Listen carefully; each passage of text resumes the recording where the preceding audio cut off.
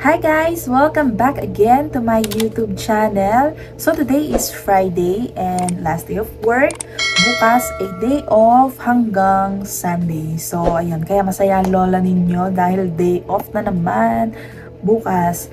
And hanggang 5 o'clock lang ako ngayon guys. So wala na tayong trabaho. And ayun, every Friday wala tayong overtime. Pero gusto ko yun, di ba?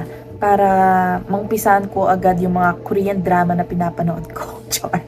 And ayun, so bago tayo pumunta dun sa topic natin guys, gusto ko muna magpasalamat guys sa mga na-subscribe sa aking YouTube channel. So road to 8,000 na tayo. So maraming salamat sa inyo guys na sa mga organic viewers, subscribers, silent subscribers, silent viewers. Maraming salamat sa inyo. And para hindi tayo maubusan ng topic dito sa aking YouTube channel, yung mga gusto nyong itackle or i-request na vlog guys, just comment down below. So ayun, para magka-content din tayo na yung gusto nyo talaga, 'di ba? Lalo na para informative na content para mapag-usapan natin dito sa YouTube channel ko. And syempre, marami tayong matutulungan din ng mga EPS aspirant. So, ayun guys, just comment down below yung mga gusto nyong itackle or i-vlog dito sa aking YouTube channel. So, balik na tayo dun sa topic natin guys. So, ano ba yung vlog natin for today? So, parang continuation ito nung vlog natin na nakaraan about EPS topic exam. So, sinabi ko doon kung ano yung scope ng exam, kung ano yung mga ire-review, and ilang items yung exam. So, ngayon guys, parang dadagdagan lang natin yon, okay? Kasi, yung mga sinasabi ko kasi dito sa vlog ko guys, is galing lang sa utak ko. Kung ano lang yung nalabas sa bibig ko, yun na yun. Wala tayong script. So, ayan, meron ako ulit na naalala na kailangan na malaman ninyo kung magtitake kayo ng EPS topic exam. So, yun ang pag-uusapan natin ngayon guys. Napaka-importante na malaman nyo ito guys kasi marami mga EPS aspirant na mga nag-take na nagkamali dahil dito kasi hindi nila alam. So, importante na malaman nyo ito guys bago kayo mag-take ng EPS topic exam. So, ano ba ito? Ito guys is sa listening part.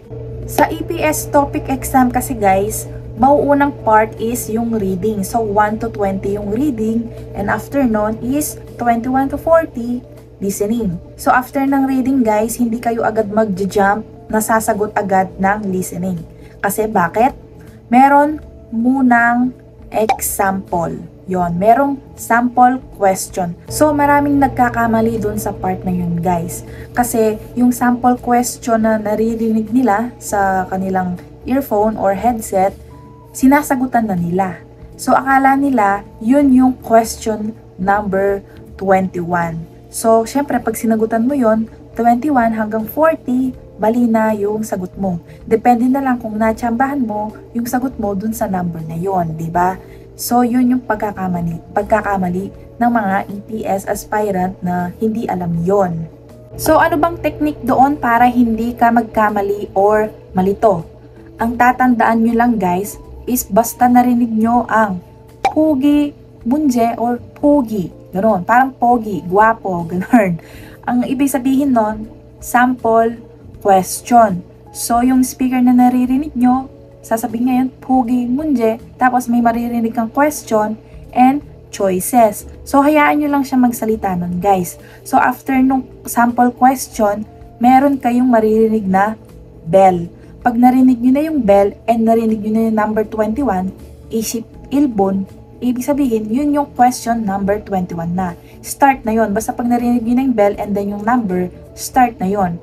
And wag kayong malito guys kasi uulitin yung per question ng 2 beses. So pag narinig nyo yung tashi to reception, pakinggan nyo ulit, ayun, uulitin niya yung question and choices. And pag meron na naman kayong narinig na bell, jump na naman ulit sa number 22. Yon. Kaya sinasabi ko rin sa inyo guys na kailangan nyo ding alam yung numbers and yung pronunciation niya pag naririnig nyo.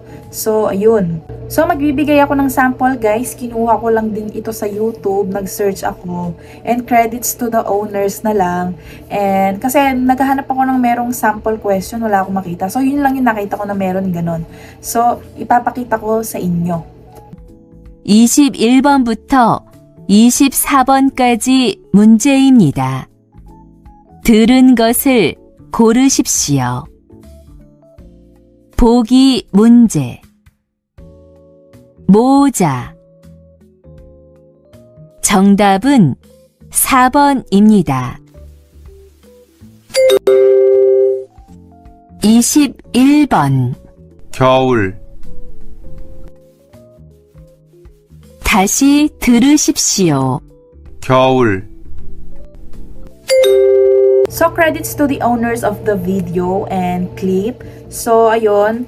Kung gusto nyong makita lahat ng mga question na yun, guys, i-search nyo lang EPS Topic Korea. Pwede kayong mag-practice ng listening dun, guys. And mag-subscribe na rin kayo sa kanilang YouTube channel. So, meron ng keywords or answer key dun sa dulo ng video. So, parang practice nyo na rin, guys. I-check nyo yung kanilang YouTube channel. Actually guys, napakaswerte ninyo kasi meron kayong mga napapanood ng ganitong video na sinasabi ito sa inyo.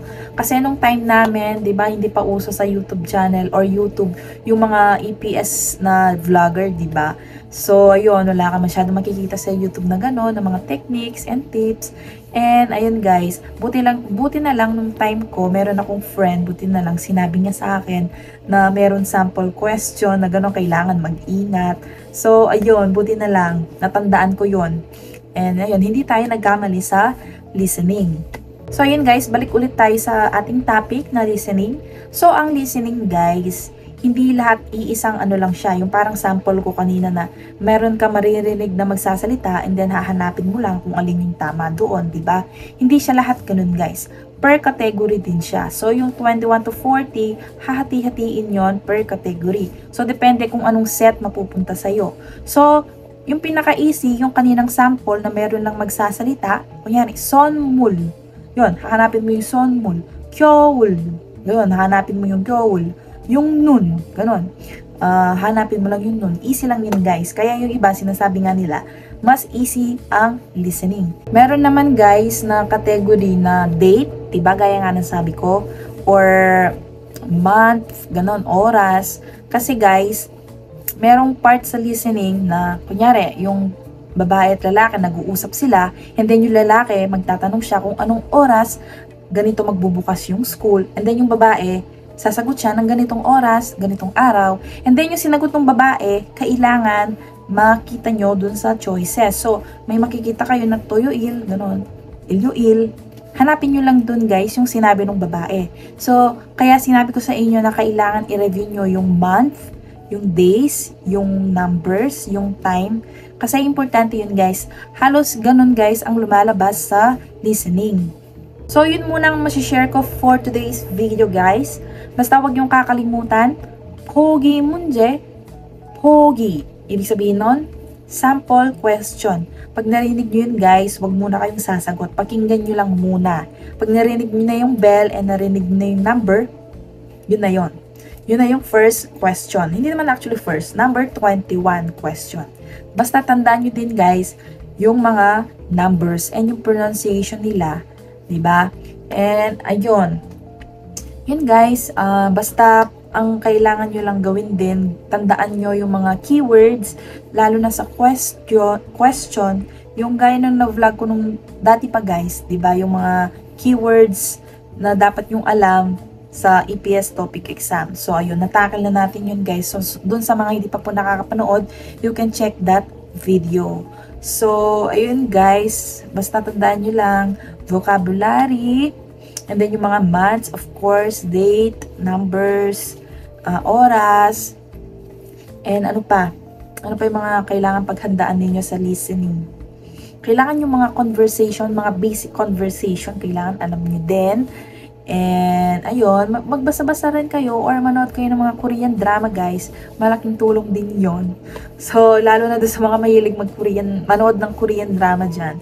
Malaking tulong yun guys. So, ayun, muna yung video natin for today guys. Sana nagustuhan ninyo and sana natulungan ko kayo gamit itong video na ito. So, sa mga subscriber ko and mga viewers, kung meron kayong gusto mga topic na itagal dito sa YouTube channel, just comment down below. And kung gusto nyong pa-shout out dito sa aking YouTube channel, guys, just comment down below. Nako, maglilista na talaga ako para hindi ko na makalimutan yung mga nagpapa-shout out. So, ayun guys, just comment down below kung gusto nyo magpa-shout out. And yung mga topic din na gusto nyong itakel dito sa aking YouTube channel. So, ayun muna yung video natin for today, guys. So, kung nagustuhan nyo itong video na ito, please give it a thumbs up. And kung hindi ka pa nakakapag-subscribe sa aking YouTube channel, please subscribe to my YouTube channel and please click the notification bell para updated ka sa mga video na i-upload ko dito sa aking YouTube channel. So, yun guys, thank you for watching and see you on my next vlog. Bye!